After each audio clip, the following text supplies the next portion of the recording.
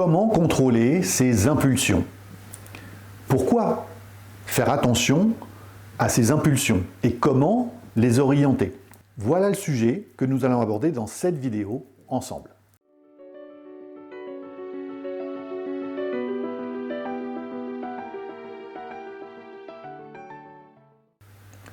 Le contrôle des impulsions. C'est un vaste sujet puisque nous sommes tous confrontés à des impulsions émotionnelles. Nous avons ces impulsions qui arrivent et qui, par moments, prennent le contrôle et vont décider à notre place de dire ou de faire certaines actions que nous n'aurions pas fait si nous avions gardé le contrôle. C'est un sujet très utile pour les entreprises et dans la vie, puisqu'on voit aujourd'hui que bien souvent, beaucoup de personnes ont des réactions extrêmement instinctives quand on dit quelque chose ou quand on a une certaine attitude. Ça déclenche chez certaines personnes des réactions que l'on pourrait appeler excessives. Et on se demande, mais comment c'est possible qu'une personne réagisse comme ça pour un si petit sujet? Eh bien simplement parce que l'impulsion l'a débordé. Savoir garder le contrôle de ses impulsions, c'est très important dans le domaine professionnel, notamment puisque ça va permettre à une personne qui a cette capacité, puisque c'est une capacité, de garder le contrôle face à une situation qui vient la heurter, la percuter ou la blesser, de ne pas céder à l'impulsion que ça va générer, de ne pas rentrer dans une réaction démesurée ou excessive, et donc de pouvoir garder le contrôle et de pouvoir avoir une réponse adaptée, choisie, sous contrôle, par rapport à ce qui est en train de se passer, à la situation que la personne est en train de vivre. Donc, c'est une réelle capacité, mais cette capacité, elle s'apprend, elle se travaille. Ce n'est pas quelque chose que l'on va avoir d'une façon forcément innée. J'entends souvent les gens qui me disent, comme on dit vulgairement, ou en tout cas dans le langage familier, pas vulgairement, ils sont à fleur de peau, les gens sont à fleur de peau, c'est-à-dire que la moindre chose qui vient les contrarier, c'est un débordement, un tsunami émotionnel qui arrive, et parfois ça dérape, même parfois ça dérape d'une façon dramatique. Donc est-ce qu'il y a moyen, est-ce qu'il est intéressant, pour soi comme pour les autres, d'apprendre à contrôler ses impulsions? La réponse est oui. Il n'y a pas de détour à avoir. La réponse est oui, c'est très tranché comme position, je vous l'accorde, mais la réponse est oui. Parce que l'intérêt, c'est pour soi comme pour les autres. Tout le monde va être gagnant dans ces sujets-là, et à travailler sur le contrôle des impulsions, on apaise les choses pour tout le monde, pour soi comme pour les autres. Alors comment est-ce qu'on va faire ce travail? C'est quoi le cheminement intérieur qui va nous permettre, à un moment donné, au fur et à mesure, d'apprendre à garder le contrôle par rapport à ce que l'on ressent, et donc ce qui se passe en nous en fait, et donc de ne pas partir dans des actes qui ne sont pas appropriés, ou dans des paroles qui ne sont pas adaptées. Eh bien la première des choses revient, comme souvent dans les sujets de l'intelligence émotionnelle dont je vous parle, à une observation de soi. Comment est-ce qu'on fonctionne? Comment est-ce qu'on réagit? Quels sont les sujets qui ont chez nous une certaine sensibilité, et si on vient un petit peu piquer cet endroit, ça déborde. Alors, quand je dis ça déborde, ça peut déborder de plusieurs manières, parce que bien souvent, quand on parle d'impulsion, eh bien on pense colère. Mais ce n'est pas que la colère, les impulsions. Il peut y avoir des impulsions de colère, bien évidemment. Je n'ai pas besoin de vous donner de détails, vous en aurez plein, je pense, si vous y repensez, qui vous concernent ou pas, que vous avez vécu. Mais vous avez aussi des impulsions de tristesse. Vous avez des impulsions de joie. Vous avez des impulsions, en réalité, sur les grandes émotions.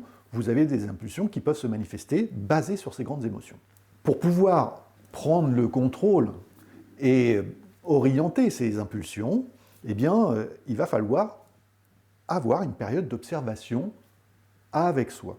Comme je viens de vous le dire, quels sont les sujets où j'ai une sensibilité un peu exacerbée et où il va falloir que je sois vigilant ou vigilante sur ces sujets quand on vient m'en parler ou quand on aborde ces sujets. Qu'est-ce qui est le plus difficile pour moi à ce moment-là? Une fois que vous avez observé et mis sur une feuille, hein, vous écrivez noir sur blanc quels sont les sujets qui, chez moi, sont difficiles, eh bien, vous allez regarder la prochaine fois que vous allez avoir une situation qui vient appuyer sur ces sujets, qu'est-ce qui se passe à l'intérieur de vous? C'est la première étape, c'est celle-ci, c'est l'observation. Je vais regarder ce qui se passe à l'intérieur de moi. Comment elle se manifeste à l'intérieur de moi? Où est-ce qu'elle se manifeste? Je vous donne un exemple. Si on prend l'état de colère, l'émotion colère, quand elle se manifeste chez quelqu'un parce que ça vient titiller quelque chose qui la met en colère, eh bien, il y a plusieurs signes physiques qui sont des signes annonciateurs, en fait, que la colère est en train de monter. Par exemple, il y a des personnes qui vont se mettre à bouger dans tous les sens, qui vont avoir les doigts qui bougent, qui vont avoir le rythme cardiaque qui s'accélère, qui vont avoir la mâchoire qui se serre bien souvent, ou les yeux qui se froncent. Il y a vraiment différents signes physiques qu'il faut apprendre à observer, à reconnaître, pour pouvoir se dire, là, je sens que la colère est en train d'arriver. Pour la tristesse, par exemple, eh bien, ça va être une pression peut-être au niveau du ventre, de notre deuxième cerveau. Ça va être toujours aussi le rythme cardiaque qui peut s'accélérer. Ça peut être la gorge qui se serre. La joie aussi a des signes annonciateurs.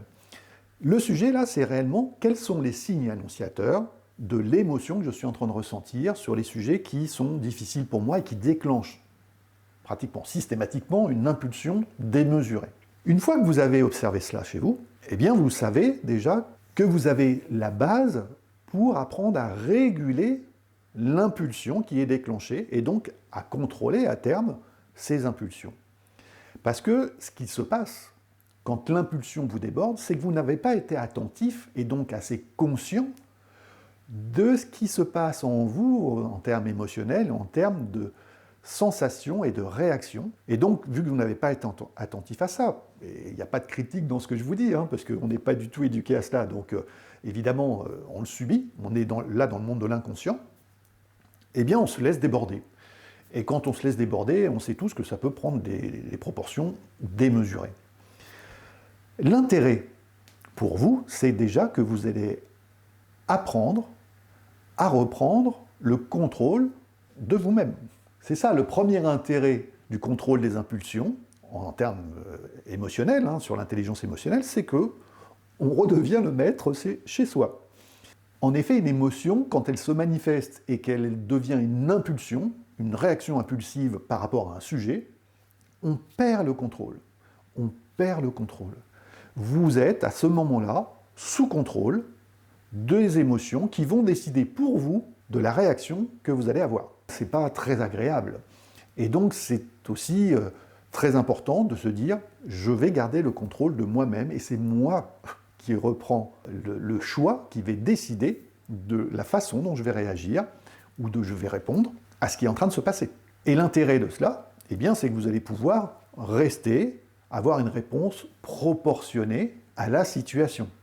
Et donc aussi à avoir des réactions beaucoup plus sereines, beaucoup plus équilibrées, beaucoup plus en maîtrise, qui peuvent vous apporter énormément de services. Quand on sait faire ça et qu'on a appris à le faire, alors c'est une pratique, hein, et plus on le fait, plus on s'entraîne et mieux on y arrive, parce que ça touche toutes les émotions, eh bien on arrive à gérer des situations qui peuvent être aussi des situations, si je prends l'exemple de la peur, vous savez que l'impulsion, si vous avez une impulsion de peur qui arrive, elle peut vous tétaniser cette peur.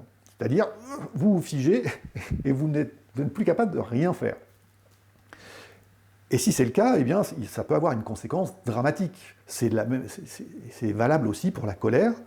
Si vous avez une impulsion de colère parce que quelqu'un vient de dire quelque chose ou de faire quelque chose qui vous fait, comme on dit, sortir de vos gonds, eh bien, la réaction que vous allez avoir va donner une énergie dans votre réaction, une certaine force, une certaine puissance, mais qui reste sous contrôle, sous votre contrôle. C'est-à-dire qu'elle ne va pas vous déborder, mais elle va avoir un impact extrêmement puissant, à travers l'intonation de la voix, par exemple, à travers la posture que vous allez avoir, à travers ce que vous allez dégager. Parce que vous le savez, en neurosciences, Il est prouvé que tout ce que l'on fait, tout ce que l'on pense, en fait, on dégage des ondes électriques qui influencent ce qui se passe autour de nous. Eh bien, vous allez dégager quelque chose à ce moment-là d'extrêmement fort et d'extrêmement puissant qui va impacter et influencer les personnes en face de vous et qui va venir leur dire « je ne suis pas OK avec ce que tu es en train de dire ou avec ce que tu es en train de faire ». Il n'y aura pas besoin de débordement à ce moment-là. Il y a énormément d'exemples que l'on peut prendre.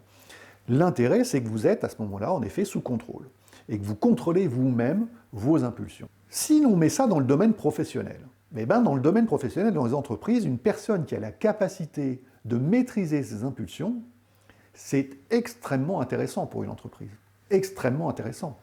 Encore plus quand c'est un manager, un DRH, un dirigeant, c'est extrêmement important dans cette posture, dans cette position et dans ces postes, de savoir maîtriser ses impulsions. Tout simplement parce que vous savez qu'en face de vous, ce que vous faites ou ce que vous dites, eh bien, va avoir un impact. Et donc, si vous ne maîtrisez pas vos impulsions, eh bien, à ce moment-là, les conséquences peuvent être dramatiques. À l'opposé, si vous les maîtrisez, eh bien, vous allez pouvoir aussi apporter aux autres cette façon de vous comporter, cette posture, on parle souvent de posture dans les entreprises, qui va être totalement adaptée aux situations. Vous allez savoir, en fait, vous adapter aux situations, et donc, la responsabilité que vous allez avoir dans ce qui se passe sera quelque chose sous contrôle et que vous allez essayer d'orienter, je l'espère, dans des voies plus constructives et positives.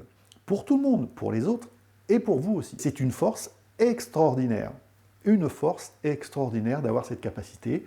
Et dans les entreprises, réellement, c'est extrêmement utile. Et c'est vrai aujourd'hui, soyons tout à fait honnêtes, ce n'est pas réellement ce qu'on voit. Bien souvent, il y a des débordements, dans la vie privée aussi, encore de plus en plus avec la société dans laquelle on est aujourd'hui, il y a des débordements d'émotions qui se font voir et qui se manifestent parce qu'il n'y a pas de contrôle derrière. Il n'y a pas de gestion, de régulation des impulsions. Parce qu'on n'a pas l'habitude de s'observer, parce qu'on n'a pas l'habitude de regarder en soi ce qui se passe, parce qu'on a un manque de conscience. Et donc, les conséquences, c'est qu'il se passe ce qu'il se passe. Et ce n'est pas forcément ce qu'on aurait voulu dans les actes et dans les paroles. On fait des choses, parfois, il y a plein de gens qui le disent, j'ai été débordé par ce que j'ai ressenti. Et à ce moment-là, les conséquences, eh bien comme je vous le dis souvent, la responsabilité des conséquences, eh bien on doit la porter, parce qu'on n'a pas été sur le bon chemin. Alors n'y voyez pas de jugement, encore une fois. Il est possible de faire autrement. Il est possible de faire différemment. Il est possible de se dire, je vais apprendre à travailler sur ces sujets. Et un des sujets que beaucoup connaissent, intellectuellement on a entendu parler, qui vous permet de rentrer sous contrôle et d'apprendre à abaisser les pressions et les tensions qui vont faire que l'impulsion va s'exprimer à votre insu et prendre le contrôle, eh bien, une des clés pour apprendre à réguler ça et à faire baisser cette pression, c'est simplement la base de notre existence. Je parle de la respiration. Il faut apprendre à respirer pour pouvoir faire baisser la pression. Vous savez, c'est le système des cocottes minutes. Eh bien, c'est pour ça qu'il y avait à l'époque, pour ceux qui ont connu les vieilles cocottes minutes avec le petit bouchon pour faire sortir la vapeur, la respiration, c'est exactement ce que ça fait. Quand vous savez respirer à ce moment-là, vous allez observer ce qui se passe, vous allez voir la pression et les émotions qui sont en train de monter, et là, par la respiration, vous allez apprendre à faire rebaisser les choses, c'est-à-dire que vous allez retirer le petit bouchon là sur la cocotte minute, et la pression va partir, et donc ça va faire baisser l'impression à l'intérieur, et puis ensuite, vous allez pouvoir du coup prendre le contrôle de ce qui est en train de se passer. Donc la respiration est une des démarches, une des clés, et là aussi ça s'apprend. C'est vraiment, vraiment important de savoir observer d'abord pour ensuite pouvoir réguler, contrôler et orienter les émotions qui se manifestent en nous au quotidien pour divers sujets, pour énormément de sujets au quotidien. Ça se passe tous les jours, ça. Donc c'est un sujet qui est passionnant, qui demande du travail, mais il faut commencer déjà ce travail, et plus on va le pratiquer, plus on va maîtriser ce sujet. Et ça, c'est vraiment, vraiment une force, je vous assure, une force incomparable, extraordinaire.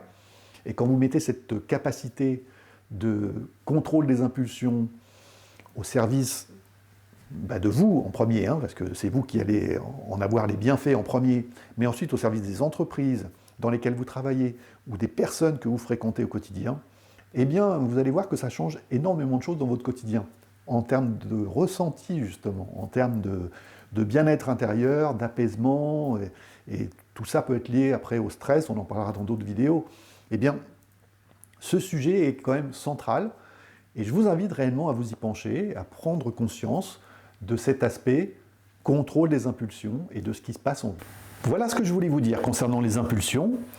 J'espère que ce sujet retiendra votre attention, que vous allez vous pencher réellement sur l'observation de vous-même et puis sur la mise en pratique de certaines méthodes qui vous permettront réellement de réguler vos émotions pour ne plus être au service et sous contrôle de vos impulsions.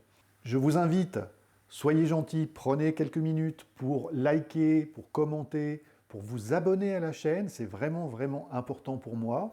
Et pour vous, ça ne représente rien. Et puis, on se retrouve très rapidement pour une prochaine vidéo. Et d'ici là, prenez soin de vous.